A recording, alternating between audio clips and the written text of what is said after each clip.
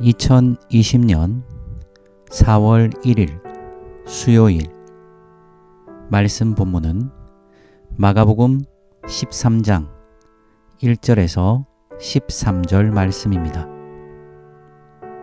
제가 읽어드리겠습니다.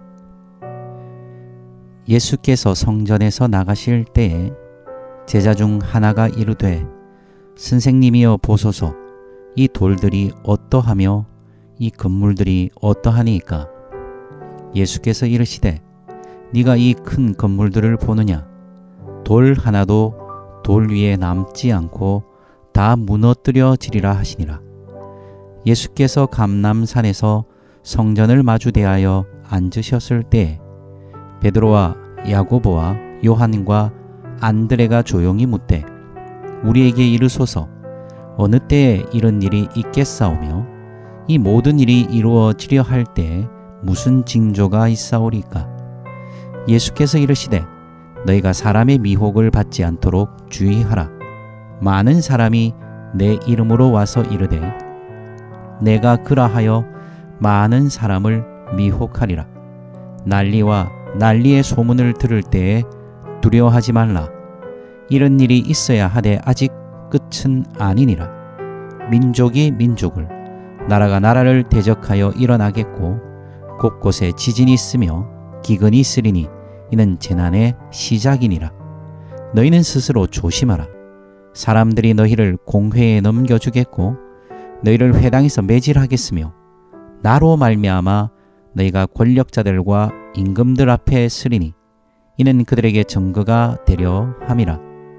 또 복음이 먼저 만국에 전파되어야 할 것이니라. 사람들이 너희를 끌어다가 넘겨줄 때에 무슨 말을 할까 미리 염려하지 말고 무엇이든지 그때에 너희에게 주시는 그 말을 하라. 말하는 이는 너희가 아니요 성령이시니라. 형제가 형제를, 아버지가 자식을 죽는 데에 내주며 자식들이 부모를 대적하여 죽게 하리라. 또 너희가 내 이름으로 말미암아 모든 사람에게 미움을 받을 것이나 끝까지 견디는 자는 구원을 받으리라. 아멘. 안녕하십니까? 오늘도 이 아침에, 이 새벽에 우리가 하나님의 말씀을 함께 나누고자 합니다. 먼저 읽어드린 말씀이 마가복음 13장 1절부터 13절 말씀이었습니다. 우리 함께 그 말씀을 가지고 하나님의 은혜를 나누어 보도록 하겠습니다. 제가 좋아하는 영화 배우 한 사람이 있습니다. 매튜 맥커너히라는 사람인데 그 분이 주연한 영화 중에 가장 감명 깊게 봤던 영화는 인터스텔라라는 영화입니다. 뭐 그 영화를 소개할 것은 아니고요. 그분이 주연했던 영화 중에 골드라는 영화가 있습니다. 세계 최대 규모의 금광을 발견하는 꿈을 가지고 좌충우돌하는 실화를 다룬 영화인데요. 그래서 이 주인공이 부푼 꿈을 안고 꿈을 가지고 금광을 발견하기 위해서 살아갑니다. 그런데 뭐 결말은 허무한 사기극, 이 사람도 사기를 당하고 그 꿈이 무너지는 장면으로 영화가 매짐을 합니다. 우리 모두 꿈이 있습니다. 마틴 루터킹 목사님이 말씀하셨던 것처럼 I have a dream. 우리에겐 꿈이 있습니다. 그 꿈은 중요한 것이라고 생각합니다. 그러나 그 꿈을 어떤 꿈을 꾸느냐에 따라서 우리의 인생의 방향은 참 다른 것 같습니다. 오늘 예수님께서 성전에서 나오고 계십니다. 그래서 오늘 본문 1절에 보면 예수께서 성전에서 나가실 때라고 되어 있습니다. 그때 제자 중 하나가 예수님께 이런 질문을 하죠. 1절에 보니 이 돌들이 어떠하며 이 건물들이 어떠하니까? 이 말이 무슨 말입니까? 주님, 이 성전 너무 화려하지 않습니까? 너무 멋지지 않아요? 라는 뜻이죠. 이때의 성전은 헤롯의 성전입니다. 헤롯의 성전은 이 헤롯 왕이 유대인들의, 자기 통치 권역에 있는 유대인들의 마음을 얻기 위해서 또 자신의 권력의 어떤 정당성과 또 자신의 권력의 위세를 보여주기 위해서 이 성전을 계속 건축하고 있었던 그 건축의 시기에 있던 그 시기입니다.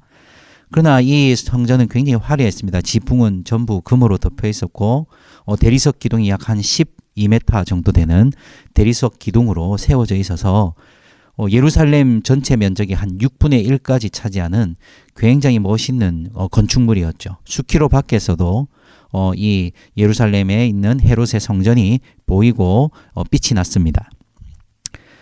이 헤롯의 권력을 대변하고 헤롯의 권력을 정당화해 줄 만한 이 조형물로서 성전이 자리 잡고 있었고, 이 제자는 꿈을 꾸고 있었습니다.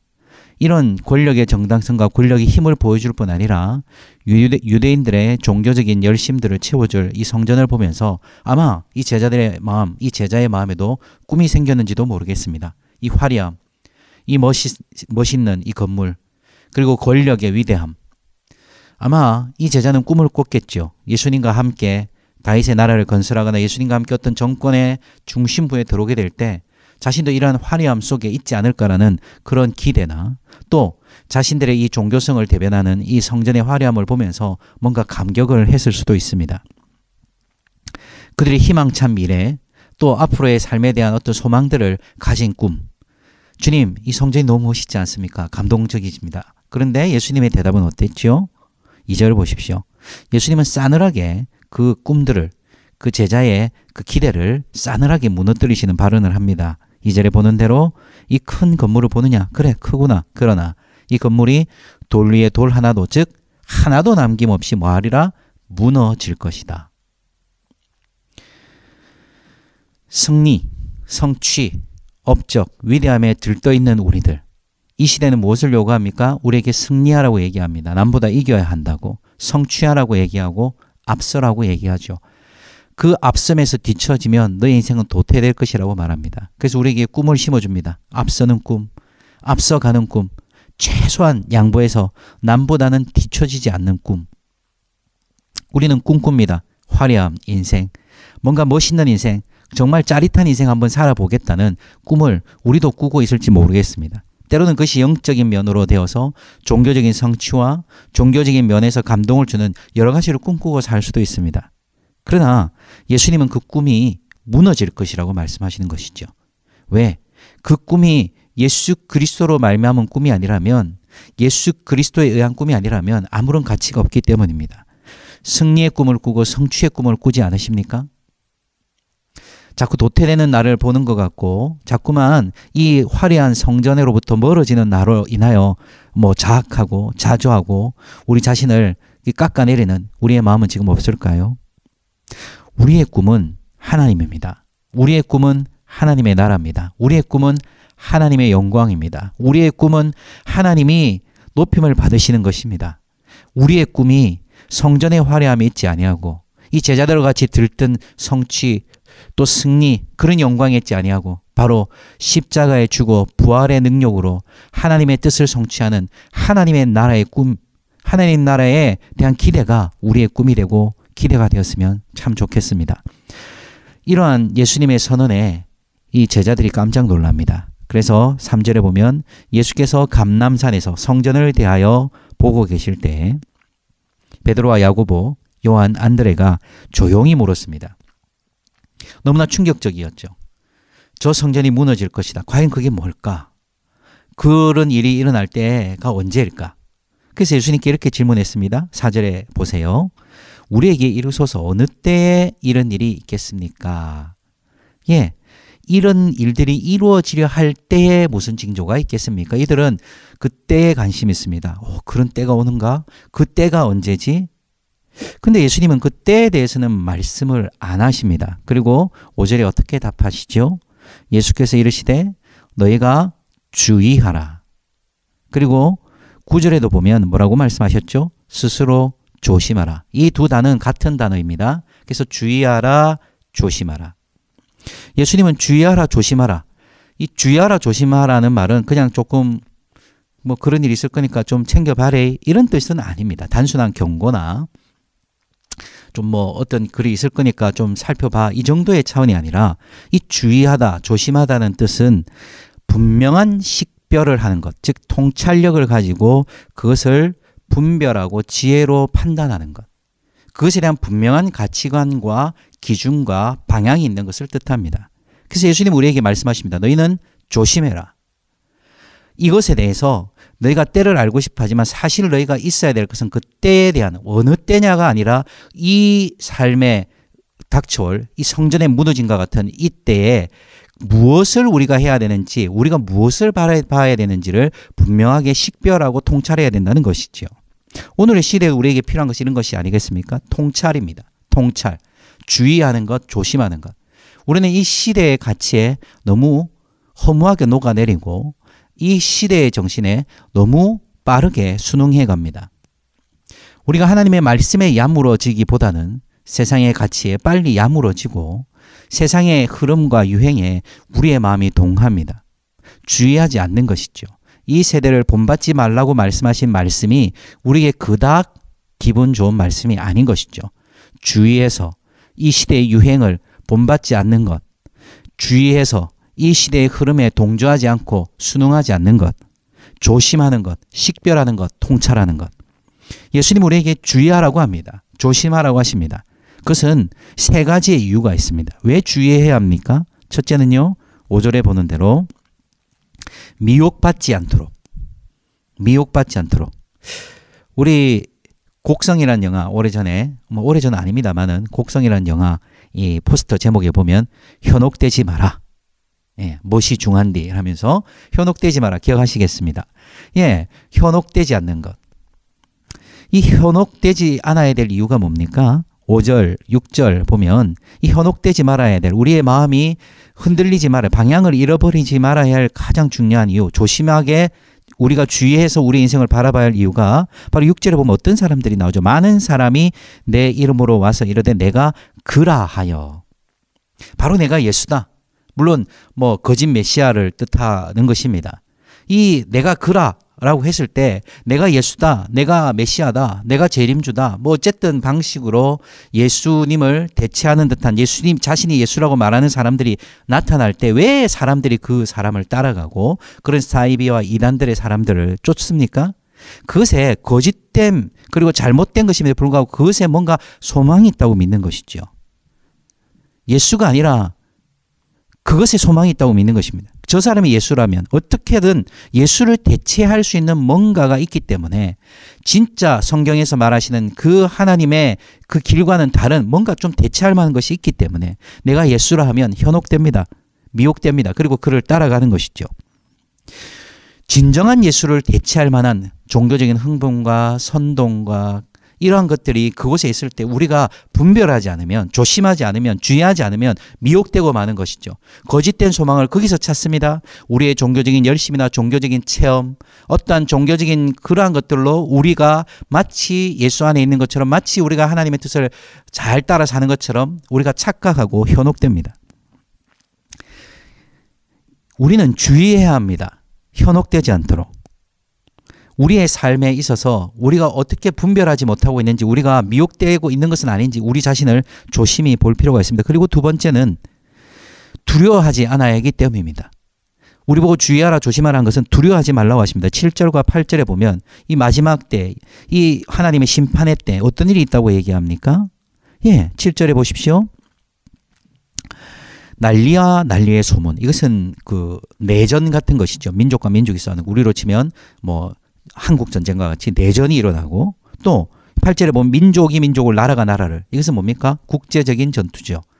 어떻게든 이 전쟁이 일어납니다. 또 전쟁이 일어날 뿐 아니라 무엇이 있습니까? 곳곳에 지진이 있습니다. 우리가 이 지진이라는 단어를 사실 우리의 몸으로 느끼지 못하다가 우리가 2016년에 일어났던 지진으로 말미암아서 우리가 이 지진이 뭔지 우리가 몸으로 체감하고 있지요. 곳곳에 지진이 있으며 기근이 있을 것이다. 근데 두려워하지 말라는 것은 어떤 의미냐면 과도한 공포에 시달리지 말라는 것입니다. 오늘 예수님의 이 설명을 잘 보십시오. 난리와 난리의 소문이 있고 민족과 민족과 나라가 나라가 대적하여 일어나고 지진이 있고 기근이 있는데 7절 8절 보십시오. 아직 끝은 아니다. 이것은 바로 재난의 시작일 뿐이다. 그것이 마치 세상이 끝이 온 것처럼 덜덜 떨고 두려워하면서 공포심에 빠지지 말라는 것입니다. 두려워하지 말아야 합니다. 우리는 이것을 분별해야 하는 것이죠. 이것은 재난의 시작일 뿐입니다. 마지막 때라는 것이 이제 어떤 특정한 시점이기도 하지만 예수님이 오신 이유가 바로 다 말세입니다. 그래서 계속적으로 내전이 일어날 것입니다. 국제전이 일어날 것이고 자연적인 재해들이 발생할 것입니다. 경제적인 기근들이 올 것입니다. 그때 우리가 두려워할 이유가 없습니다. 우리는 그때가 바로 하나님의 역사가 가속화되고 있는 하나님의 역사의 종교를 향한 하나님의 역사의 발걸음인 것을 우리는 기억할 필요가 있는 것이죠. 근데 두려워하지 않는데 과도한 공포가 있어서는 안 되지만 또 하나는 대비해야 할 것이 있기 때문입니다. 그냥 마냥 두려워하면서 주저앉는 것이 아니라 대비해야 될 것이 뭡니까? 9절을 보십시오. 9절을 보면 너희는 스스로 조심하라. 사람들이 너희를 공회에 넘겨주겠고 회당에서 매질하겠고 권력자들과 임금들 앞에 설 것이다. 이것이 바로 법정이 회부되고 세상의 법정과 세상의 심판, 세상의 어떠한 자리에 나가서 우리가 공개적으로 수모를 당하고 권력에 의한 핍박을 당하게 될 것이라는 것이죠. 이 당시에 법정이 회부된다는 것은 단순히 지금과 같이 송사를 진행해서 형사, 민사와 같이 이렇게 그런 것과 좀 다르죠. 삶을 결정짓는 그리고 자신들이 생전 본 적도 없는 아니 한 번도 보기도 힘들었던 권력자들 앞에서 자신의 운명이 갈리는 굉장히 중대한 문제가 이때 법정에 회부되는 것입니다. 우리가 예수를 믿음으로 예수 그리스도를 쫓음으로 우리가 법정에 회부될 수 있다는 것이죠. 권력에 의한 핍박에 우리가 노출될 수 있다는 것입니다. 그리고 12절 보십시오. 그렇게 우리가 사회적으로 법정에 이렇게 회부될 뿐 아니라 12절에 보면 뭐가 있습니까? 예, 형제가 형제를 아버지가 자식을 죽는 데 내어주며 자식들이 부모를 대적하여 죽게 하리라. 바로 우리가 가장 친밀한 관계인 가족들 관계도 어떻게 되는 것이죠? 서로를 죽음에 몰아넣는 서로를 죽음에 빠뜨리는 이 아주 비참하고 비극적인 일들이 일어날 것이라는 것이죠. 결국 13절에 보십시오. 우리는 어떻게 됩니까? 끝까지 우리가 미움을 받을 것이다. 끝까지가 아니라 모든 사람에게 미움을 받을 것이다. 사회적인 매장이죠. 그때가 언제인가 중요한 것보다 우리가 주의하고 조심해야 하는데 우리가 이 하나님의 심판의 때 무슨 일이 날 것이냐. 바로 이렇게 우리가 사회적인 매장 어떤 우리가 가장 친밀하게 알고 있던 그 관계조차 깨어지는데 그것이 무엇 때문인 것이죠.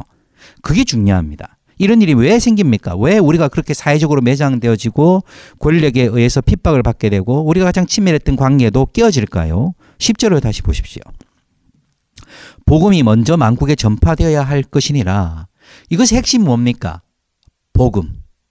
하나님 나라의 복음이 전파될 때 우리는 세상의 법정에 서게 될지도 모릅니다. 하나님 나라의 복음을 전하다가 우리는 사회적으로 매장당할 수 있고 우리가 가장 사랑했던 사람들 친밀한 관계로부터 떨어져 나갈 수도 있는 것입니다. 우리의 삶의 총체적인 위기가 무엇으로 말미암아? 바로 복음을 전함으로 하나님 나라의 복음을 전함으로 현세에서 핍박을 겸하여 박해를 겸하여 받는 것. 예수님이 말씀하신 대로 예수 이름으로 인하여 우리가 박해를 받을 수 있다는 것이죠. 그래서 우리는 주의해야 하고 조심해야 합니다. 이것을 볼 수 있는 눈이 없으면 어떻게 될까요? 그냥 공포 속에 주저앉습니다. 왜 내가 이 사회적으로 매장당하면서까지 이렇게 살아야 돼? 내가 왜 예수를 믿어야 돼? 이렇게 두려움과 공포 속에 주저앉지 말고 주의하고 조심하라. 복음을 인하여 하나님 나라를 위하여 우리가 그렇게 힘들어질 수 있다. 그러나 우리가 또한 주의하고 조심해야 할 이유는 결국 무엇입니까? 11절에 있는 대로 11절 보십시오. 사람들이 너희를 끌어다가 넘겨줄 때 무슨 말을 할까 미리 염려하지 말라. 왜 우리가 염려하지 않겠습니까? 염려됩니다. 염려하지 않을 이유가 뭔가요? 바로 그때 주님께서 약속하신 것이 뭡니까? 너희에게 말이 생각날 것인데 그 말하게 하시는 이는 너희가 아니라 성령님이시니라. 이것은 무엇입니까? 물론 우리가 할 말을 생각나게 하셔서 우리로 하여금 그 대적들에게 우리가 법정에 회부되고 우리가 사람들이 끌려나갈 때에도 우리 안에 믿음의 선포가 있을 것이라는 것을 성령님을 통해서 있을 것이라는 것을 말하는 것이지만 동시에 성령님이 우리와 함께 하시기 때문입니다. 세상은 흔들릴 겁니다. 현재도 우리가 코로나19로 인해서 여러 흔들림이 있습니다. 우리가 믿어왔던 우리가 잘 인식하지 못했던 우리의 삶의 경고함이라 생각했던 부분들이 흔들려 버렸습니다. 학교를 개학을 하지 못했습니다. 우리가 예배를 드리지 못합니다. 여러 관계들이 사회적 거리를 둔다는 의미로 우리가 떨어져 있습니다. 장사가 되지 않습니다. 경제가 멈춰버린 듯 합니다. 이런 상황 속에서 이러한 현실 속에서 우리가 두려워하지 않을 이유가 뭡니까? 바로 성령께서 우리 안에 계시기 때문이죠. 너희에게 말할 것을 생각나게 하시고 우리와 함께 동행하시고 우리의 보혜사 되시는 성령께서 우리 가운데 있을 것이기 때문에 우리가 주의하고 조심하고 현혹되지 말고 두려워하지 말고 이 길을 걸어갈 수 있는 것이죠. 오늘날 핍박과 박해를 두려워하는 시대가 되었습니다. 핍박과 박해는 예수 이름을 인하여 우리가 핍박과 박해를 받는 것입니다. 우리의 허물과 우리의 수치와 우리의 죄악과 우리의 잘못된 행태들로 말미암아 세상의 욕을 먹는 것은 핍박이 아닙니다. 우리의 추한 모습 때문에 욕을 먹는다면 우리는 회개해야 하는 것이죠. 돌들이 소리치는 것을 우리는 들어야 하는 것이죠.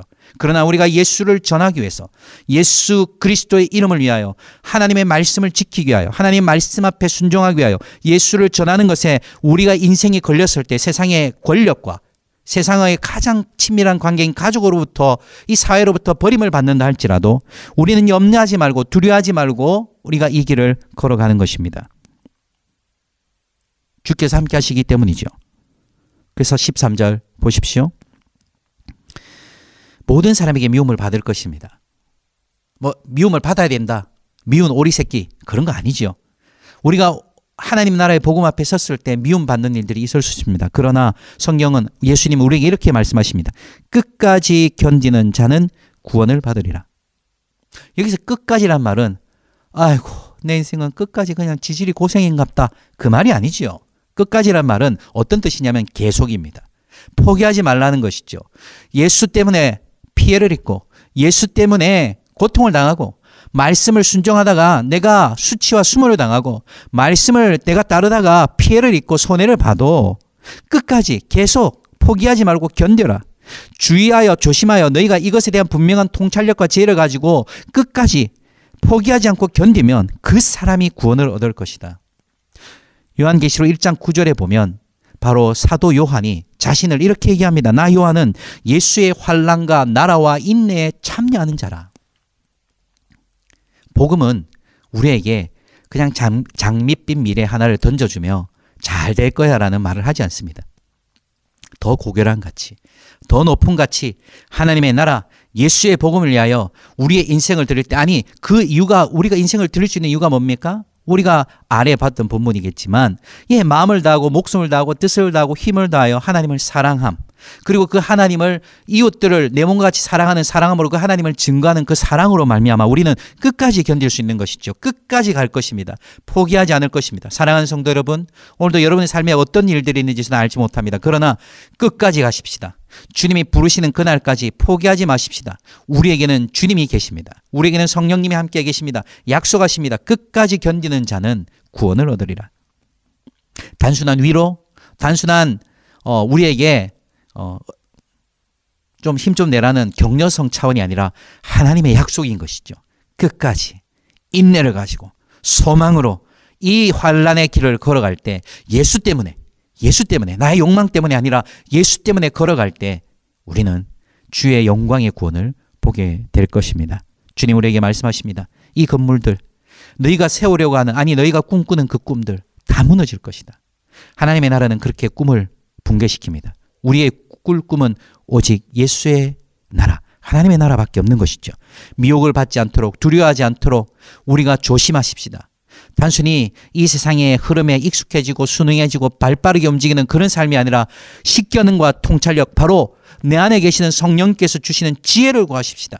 지혜가 부족하지 않은 자는 구하라 하셨습니다. 우리에게 필요한 것은 바로 이 성령의 지혜죠. 지혜와 계시의 영 성령께서 우리 인생을 지키시고 돌아보시고 우리가 어려운 때 우리가 어떻게 해가야 될지 가르치실 뿐 아니라 우리에게 말을 생각나게 하시고,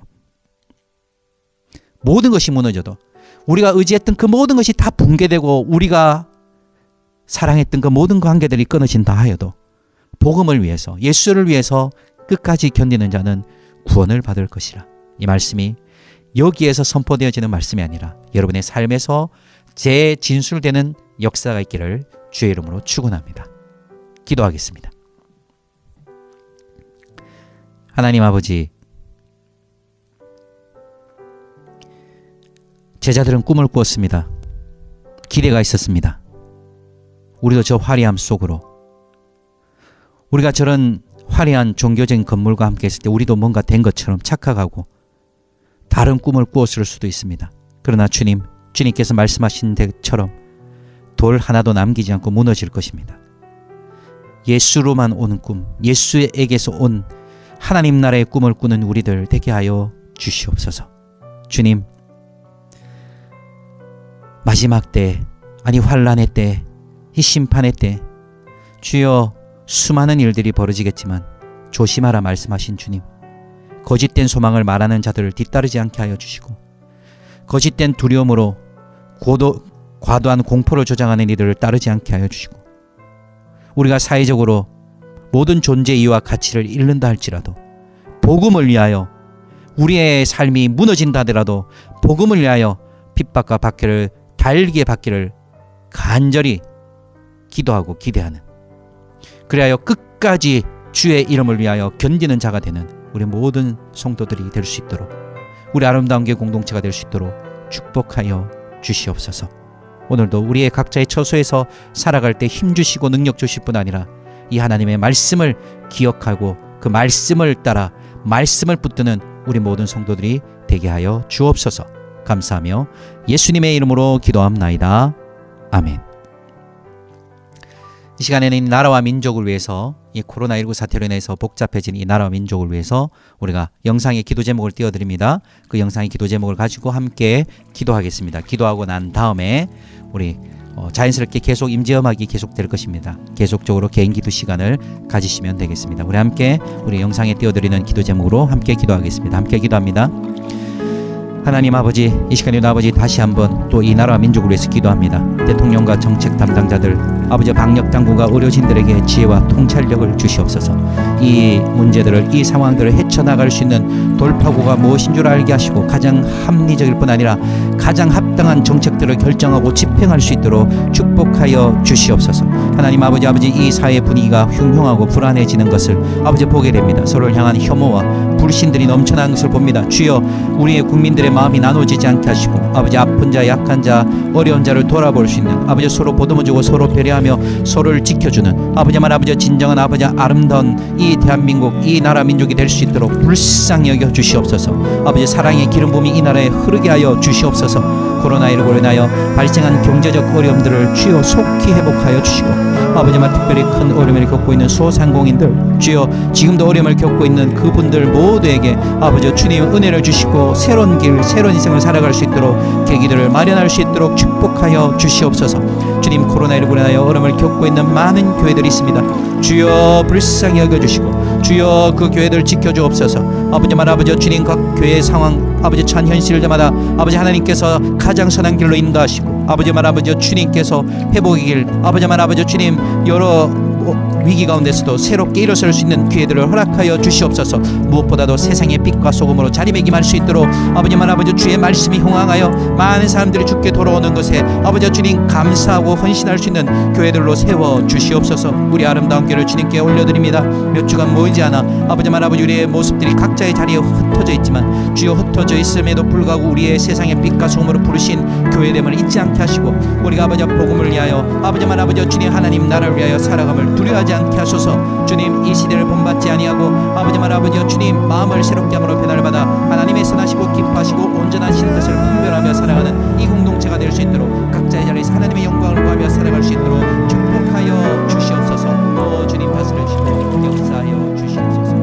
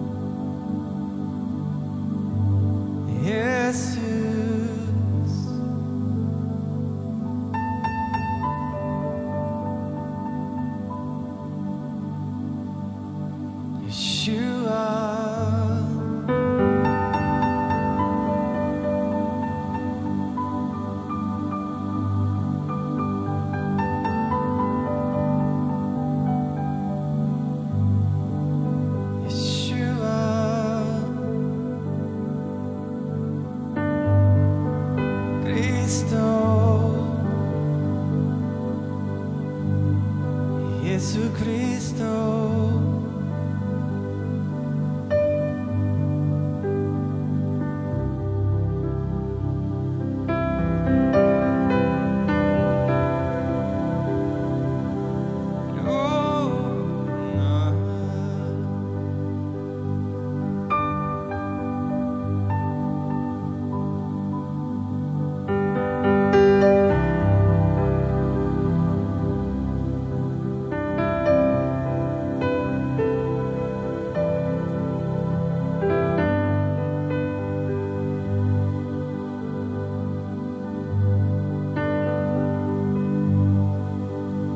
I love you.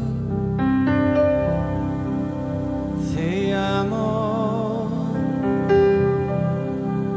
Te amo. I love you.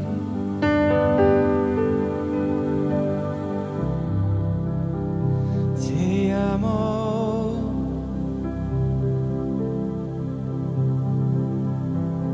Te amo.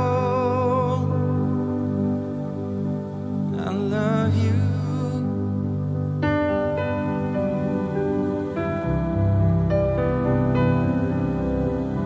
I don't